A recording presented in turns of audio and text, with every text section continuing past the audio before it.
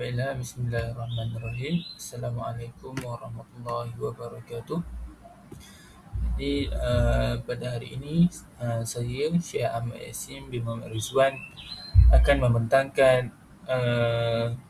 kursus pengajian hadis di IMK 3253 yang bertajuk analisis salah faham hadis dan kepentingan keabsahannya dalam masyarakat.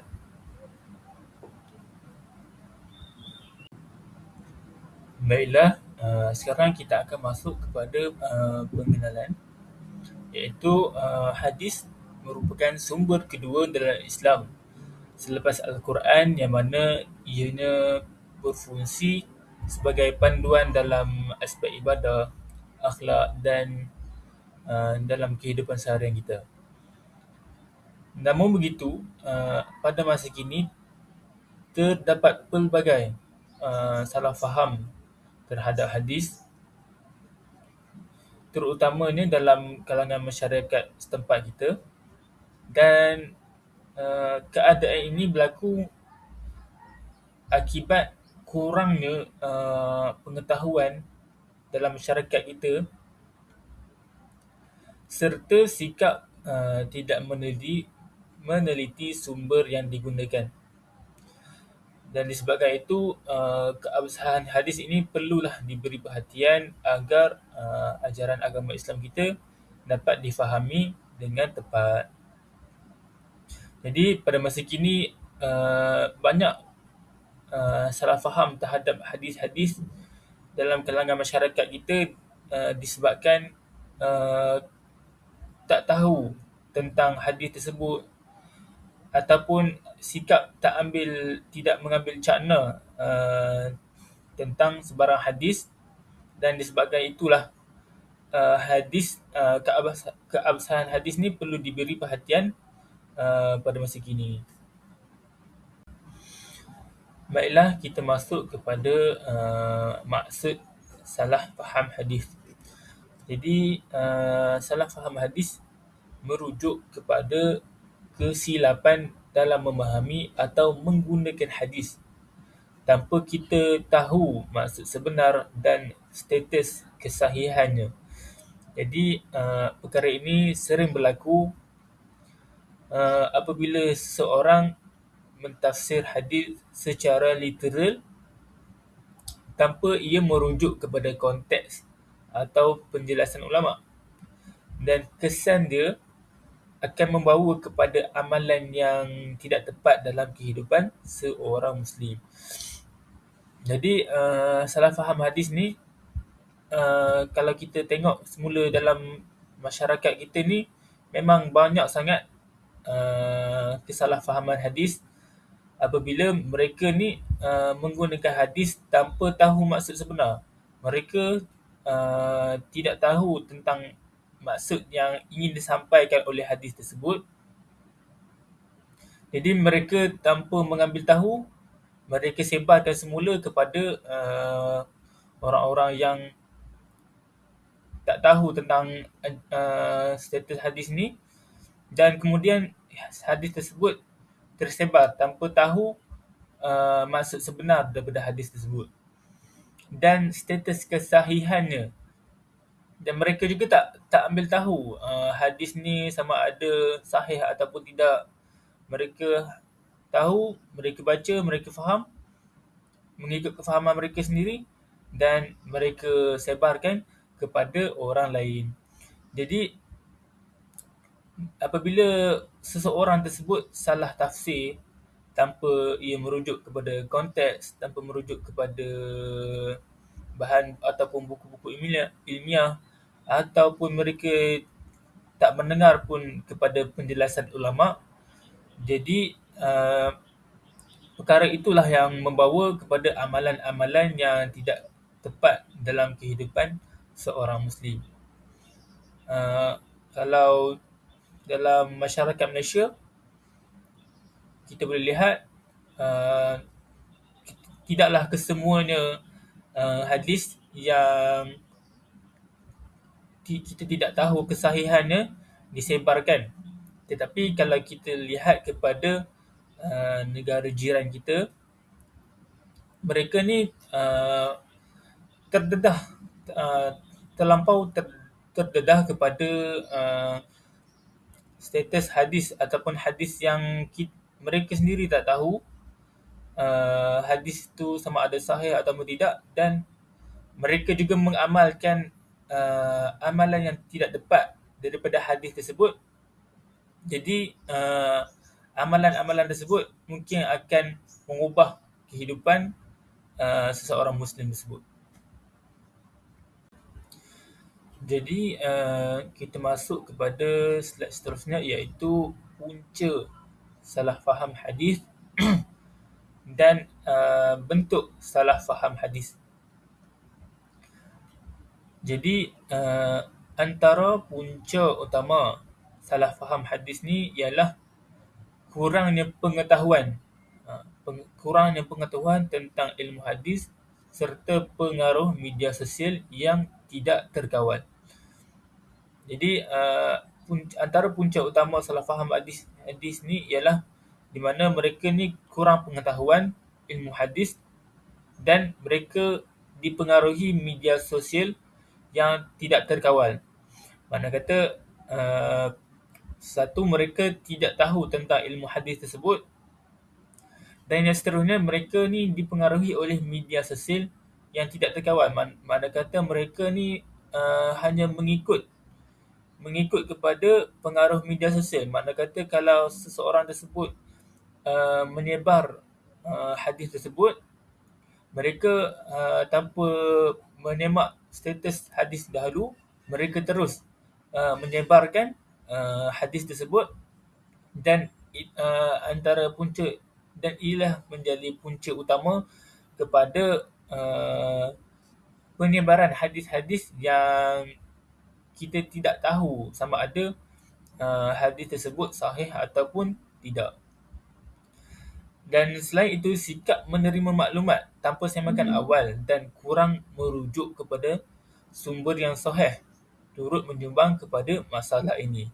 Jadi seperti yang saya katakan tadi, mereka menerima maklumat tanpa semakan. Mereka tidak semak status hadis tersebut. Mereka lihat bahawa hadis ni nampak macam betul, mereka terus sebarkan. Padahal hadis tersebut mereka tidak tahu sama ada sahih ataupun tidak. Dan keadaan inilah yang menyebabkan hadis disebarkan tanpa tanggungjawab. Jadi tanggungjawab kita sebagai seorang Muslim ni kepada hadis ni ialah yang mana kita katakan tadi, kita perlulah menerima maklumat tu dan kita semak dahulu semakan hadis tersebut sama ada sahih ataupun tidak. Dan salah faham hadis ini kita boleh lihat melalui penggunaan hadis palsu ataupun dhaif dalam amalan, serta memahami hadis tanpa melihat konteks yang sebenar. Dan terdapat juga individu yang menyalahgunakan hadis untuk kepentingan tertentu dan menganggap semua hadis mempunyai taraf yang sama tanpa penilaian yang betul. Jadi salah faham hadis ni kita dapat lihat melalui penggunaan hadis palsu ataupun dhaif. Dhaif ni boleh kita katakan lemah dalam amalan. Jadi kalau kita lihat dalam internet pada masa kini, terdapat banyak hadis palsu yang direka cipta, yang direka sendiri oleh manusia.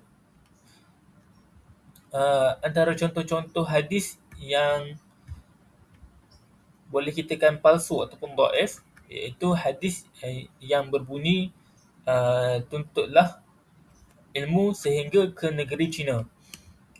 Jadi hadis tersebut merupakan hadis palsu ataupun dhaif yang mana telah tersebar dalam kalangan masyarakat kita. Jadi masyarakat kita ni mereka tidak tahu tentang status hadis tersebut, dan mereka percaya bahawa hadis tersebut adalah hadis yang benar, dan mereka sebarkan pula kepada orang-orang lain bahawa hadis tersebut adalah hadis yang benar. Jadi apabila mereka ni tak tahu tentang sebenarnya tentang hadis tersebut, tanpa memahami konteks sebenar pada hadis tersebut, jadi ia akan membawa kepada kesesatan. Boleh kita katakan kesesatan dalam kalangan masyarakat kita. Jadi sebenarnya hadis tersebut ialah hadis palsu, dan kita sebagai orang yang mempelajari ilmu hadis perlulah memberi penerangan ataupun teguran kepada orang yang menyebarkan hadis-hadis tersebut supaya mereka lebih cakna tentang penyebaran hadis sebelum mereka menyebarkan sesuatu hadis. Dan terdapat juga individu yang salah gunakan hadis ini untuk kepentingan tertentu dan menganggap semua hadis mempunyai taraf yang sama. Jadi ini juga antara punca salah fahamnya hadis dalam kalangan masyarakat kita ni, yang mana ada individu yang menyalahgunakan hadis untuk kepentingan tertentu.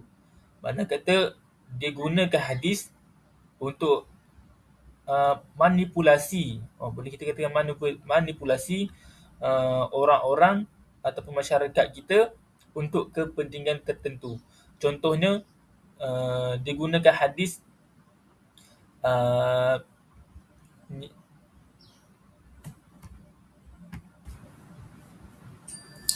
contohnya hadis yang mana jika bersolat tarawih pada malam pertama akan mendapat ganjaran begitu dan begini.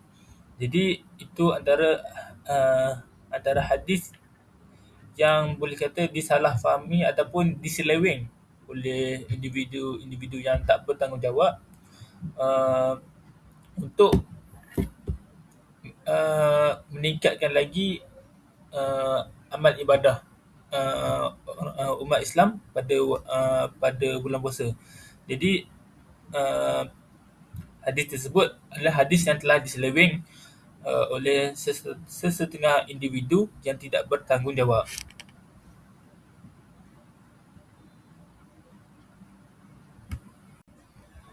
Baiklah, kita masuk kepada slide yang seterusnya, iaitu contoh isu semasa. Baiklah, kalau kita lihat dalam teknologi pada hari ini, banyak hadis yang disebarkan melalui media sosial seperti WhatsApp, TikTok, Facebook dan sebagainya, disebarkan tanpa semakan terlebih dahulu. Dan selain itu juga terdapat juga individu yang mentafsir hadis tanpa ilmu tentang hadis tersebut, sehingga membawa kepada kefahaman yang sangat ekstrim.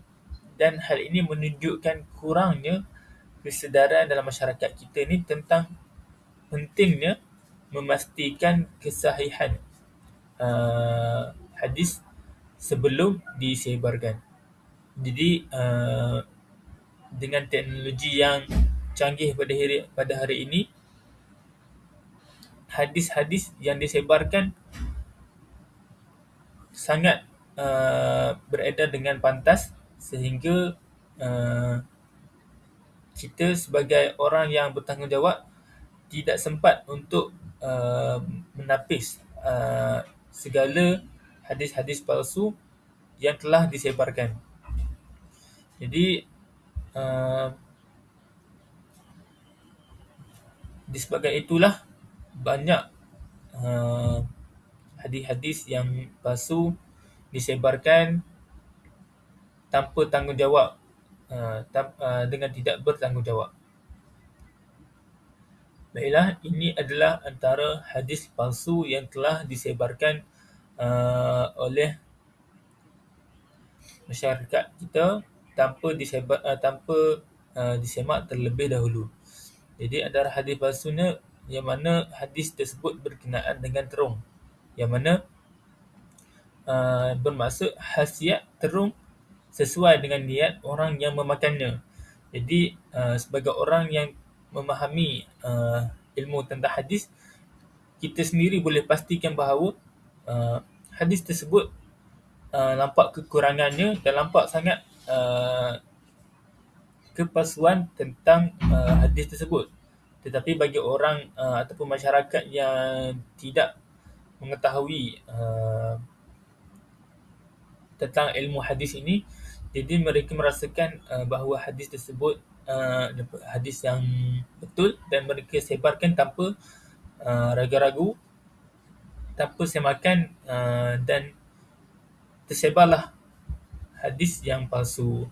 Jadi seperti yang dinukilkan dalam terjemahan kitab Al-Manar Al-Munif dan kata Ibn Qayyim Al-Jauziyah, jadi ciri-ciri hadis yang mengandungi penipuan yang sangat jelas, dan antara ciri-ciri hadis palsu juga adalah terdapat pendustaan yang jelas seperti hadis yang berikut.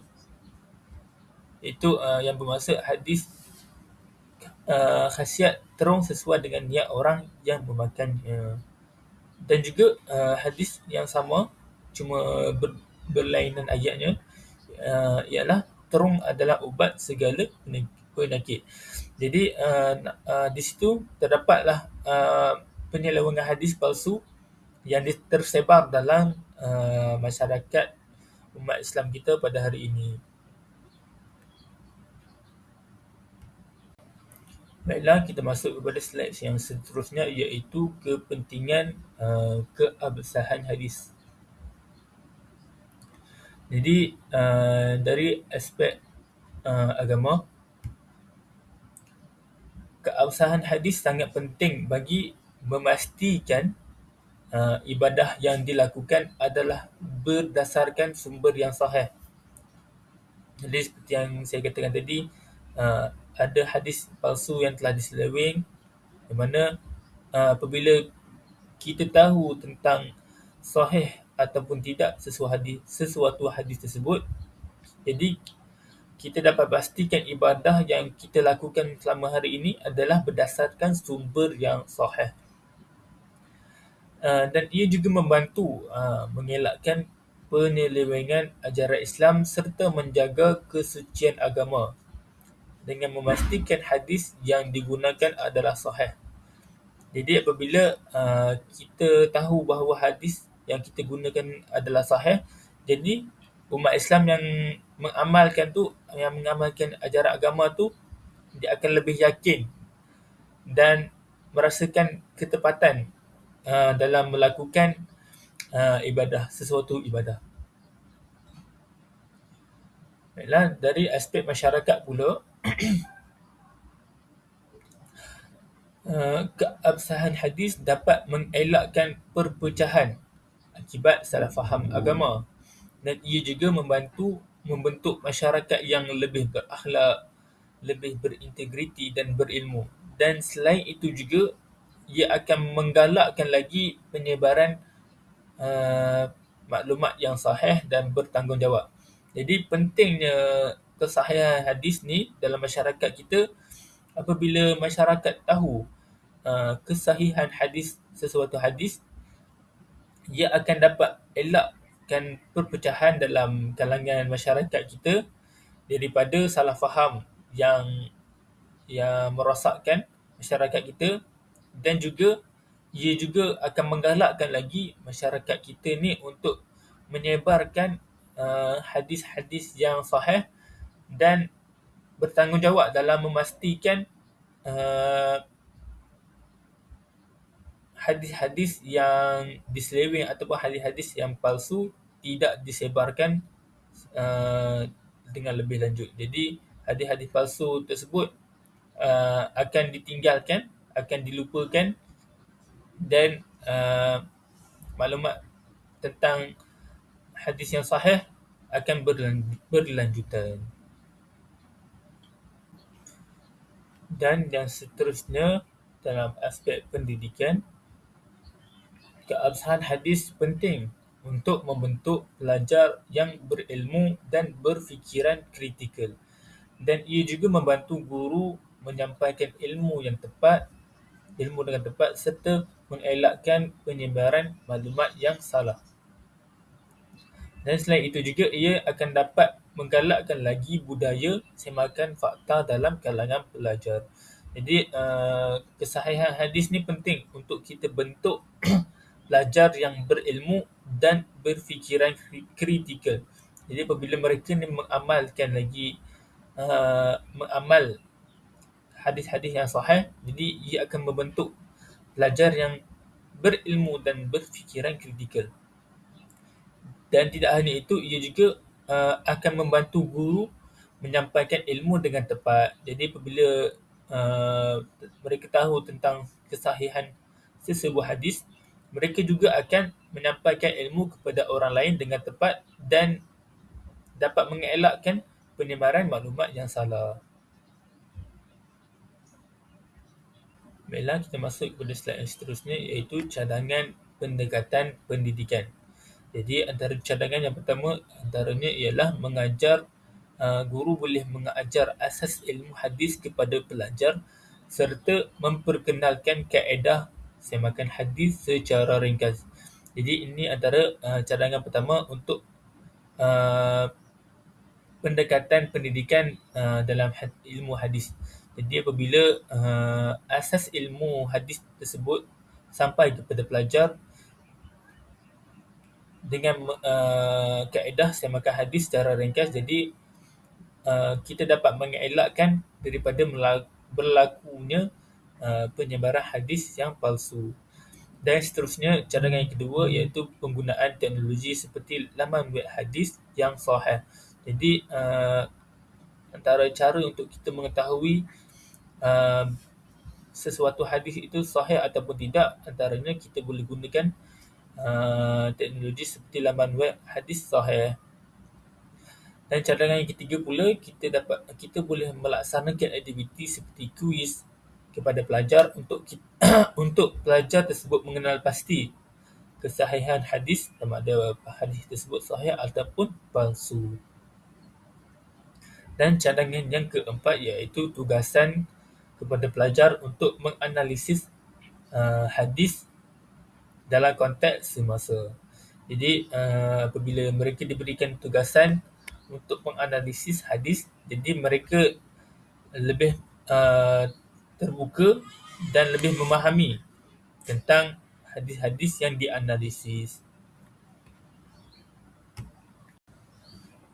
Baiklah, ini adalah contoh laman web yang kita boleh gunakan menerusi laman web, iaitu yang pertama kita ada sunnah.com.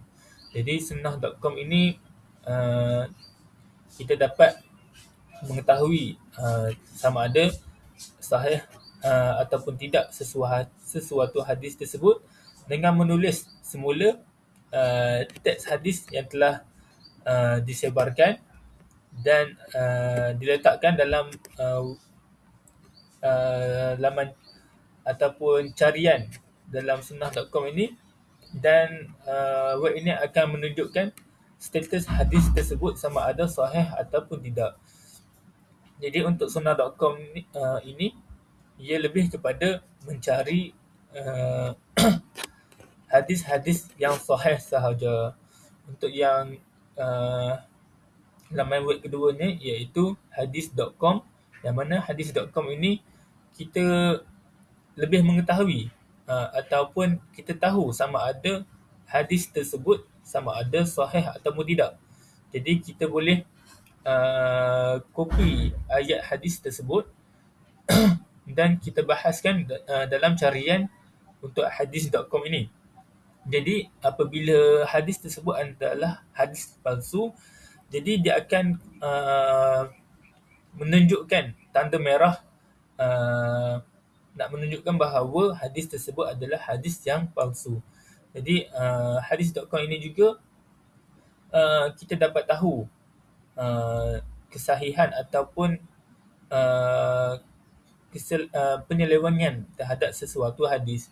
Jadi kita boleh lihat di sini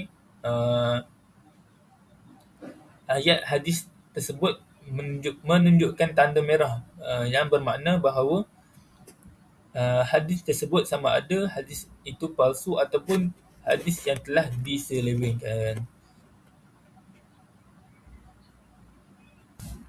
Baiklah, secara kesimpulannya, salah faham hadis ini memberi kesan negatif kepada individu dan masyarakat.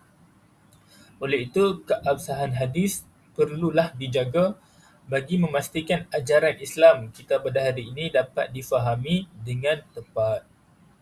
Dan pendidikan memainkan peranan yang penting dalam membentuk kefahaman yang betul dalam masyarakat kita.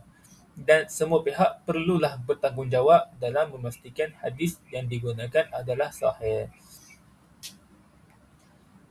Jadi, sekian itu sahaja pembincangan saya pada kali ini. Segala salah silap daripada pembincangan saya pada kali ini harap dapat dibetulkan dan dimaafkan. Sekian, wabillahi taufiq wal hidayah. Assalamualaikum warahmatullahi wabarakatuh.